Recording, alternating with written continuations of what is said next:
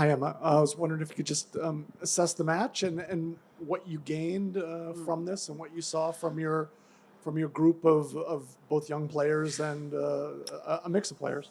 Yeah, I mean, first of all, it's been a really good camp, and we mustn't always measure progress by outcome.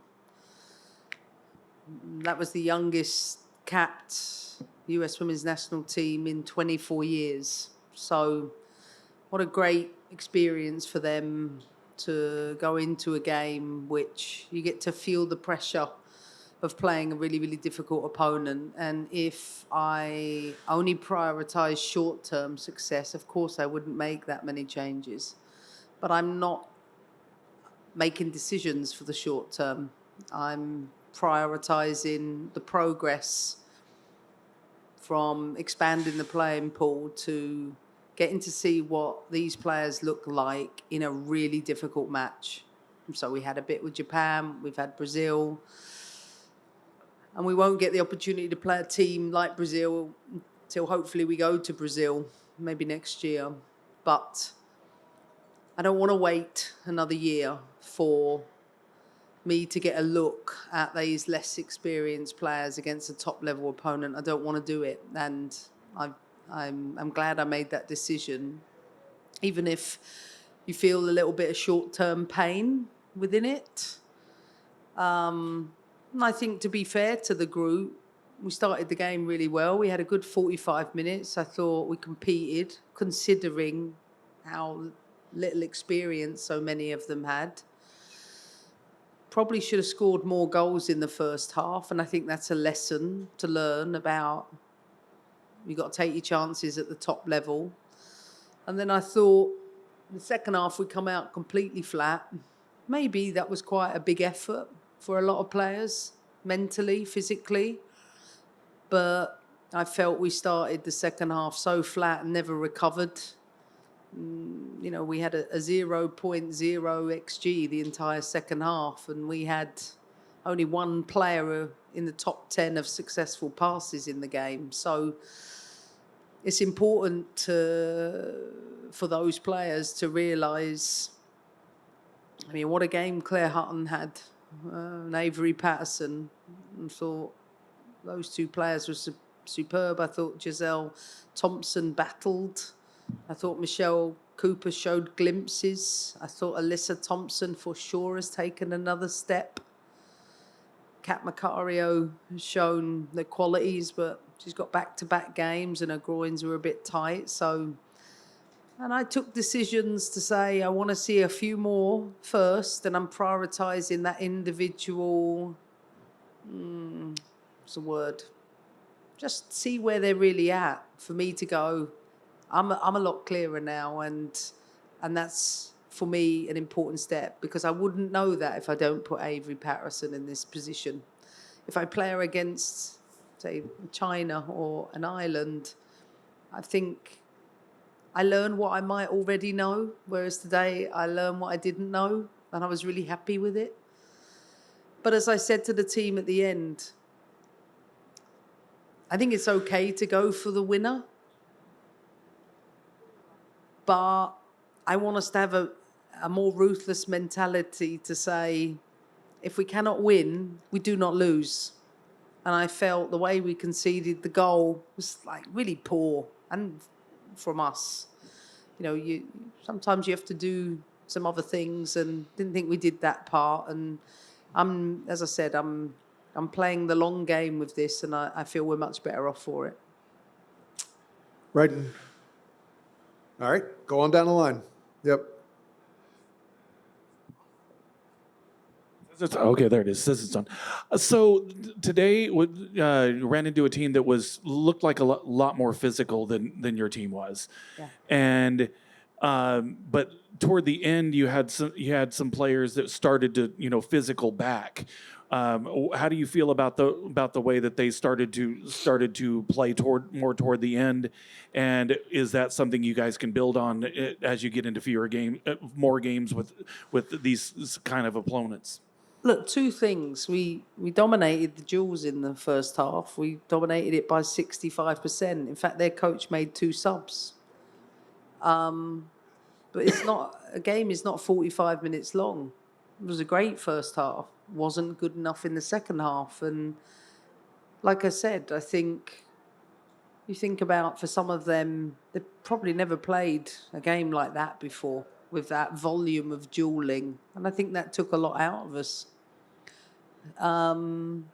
But as I kept saying to the team, I want to put players in the frying pan and I want you to feel the heat. And I get a much bigger sense of, listen, this camp was always about expanding and experimenting that player pool.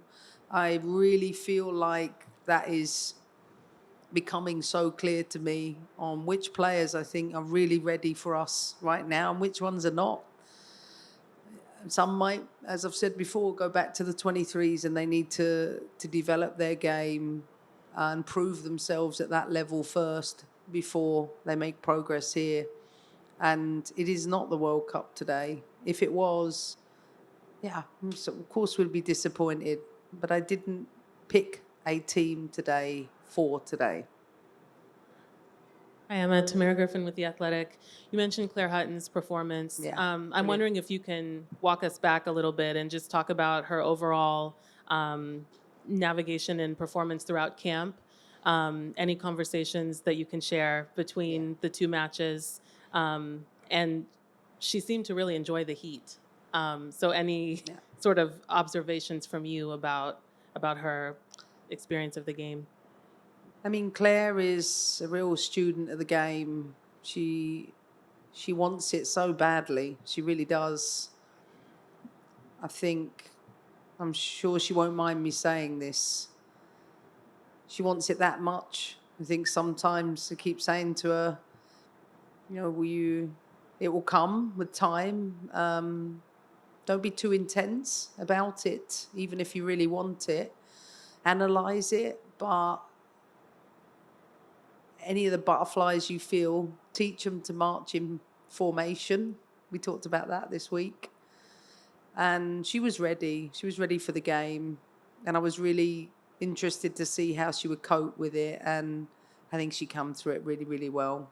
And listen, for a 19-year-old to play like that against Brazil, was a superb performance from her. And one which I know she is ready to progress with us. And like I said, done a lot of film with her this week, a lot of detailing. In fact, our first goal came as a result of something we'd been working on with her about not dropping onto the feet of the back 4, but actually stepping out to play there. And she stepped out. We had the transition and scored. And I thought that was all set up by her. But what a composed, calm performance for someone of her age. Really good.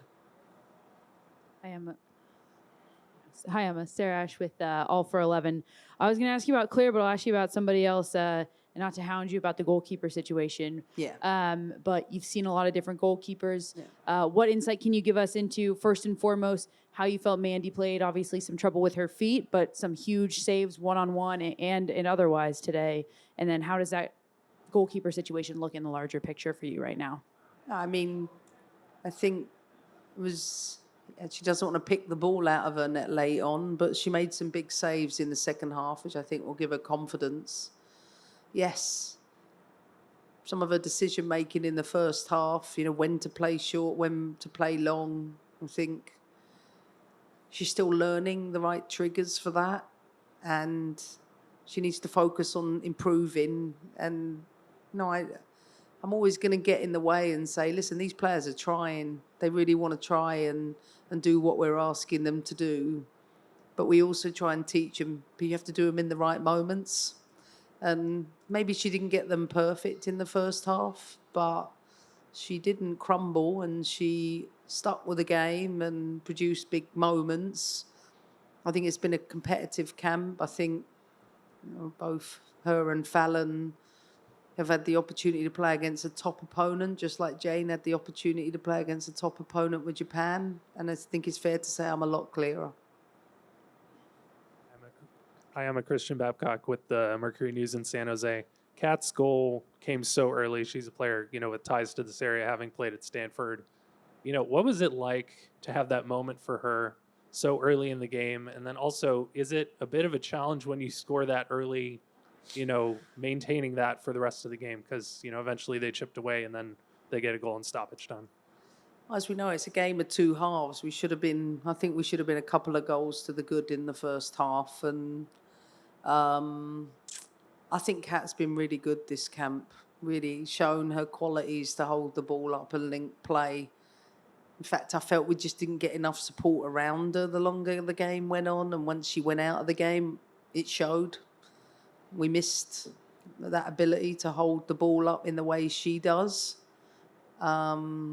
But I think it's been really, really good progress from her. She just has to she's been out a long time. I think she has to still keep working at her fitness. And look, she's going back to Chelsea, having started in 2 games for the US Women's National Team. And I'm really excited about Kat within this team because I think she's shown the qualities that she's got at the highest level, and I think everybody's really happy for that reason. Paula Maruri, 1010 AM. Welcome to the Bay Area. How do you feel to connect with 80,000 fans today? There is a historical moment right now. The World Cup is coming. And what do you think about the growth of soccer in the United States? Thank you so much. Well, I think it's an exciting time with the Men's World Cup in 26, the Women's World Cup in 27, the Olympics in 28, the World Cup in 31. I think there's a lot of work going on in the background to create the legacies for all of those things and hopefully grow the sport in a bigger way. So very excited to be in the Bay Area. I thought the crowd were tremendous. They really did. They certainly drove the players on, and the players are really disappointed not to deliver a result, but we want to say thank you for coming out and supporting us, and just know that you have to go through this stage of development to make progress for the next level. And I genuinely think in this camp we've seen so many good things to know we're heading in the right direction, and just the result sucks and it's okay to feel that, but we will get better. On the end. All right, Michael Robertson, the African-American athlete. So the last time the team was here, it was a festive atmosphere, sending them off to the World Cup.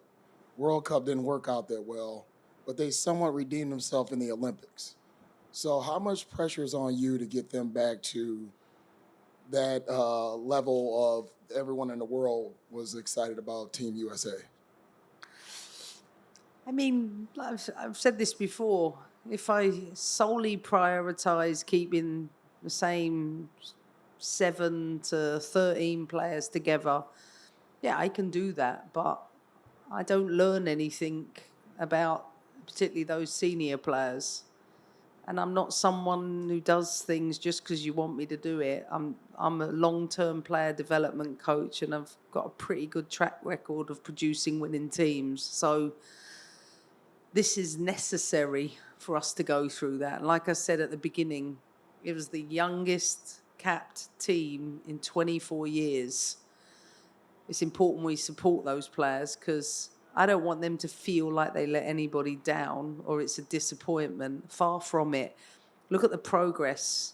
Avery Patterson, Claire Hutton, Giselle Thompson, Michelle Cooper, Lily Johannes are making. These are players whose names wouldn't be on everybody's lips even 3 camps ago. Now we're talking about these players, are going to be competing to play in a World Cup. Well, if they are, we better get them ready. And we can't do that by just playing them in the World Cup. I can assure you, Ali Sentner, as one of them, knows what it's like to, trust me, they talk to me about it. They know what it's like to play against Japan. They know what it's like to play against Brazil. They know the gaps they have to close. But you have to feel it. You have to experience it. And I'm certain they'll all go back to their clubs extremely driven to keep improving themselves, to make sure the gap is closed between a lot of experience in this group and a lot of little experience. We're trying to level that up a bit. And if the score had have ended 1-1, I would be saying exactly the same things. But because we lost, sometimes the focus becomes on that. And yeah, my message to the team was clear. If we cannot win it, do not lose. And some of those cute little things you have to require at the top level to not lose gives me an opportunity to remind us of what that looks like in the 93rd minute to ensure that it doesn't happen. And most importantly, we're not getting eliminated from a World Cup today. That's the important message. And with that, we'll let Emma go. Thank you, everybody. We'll see you in 6 weeks.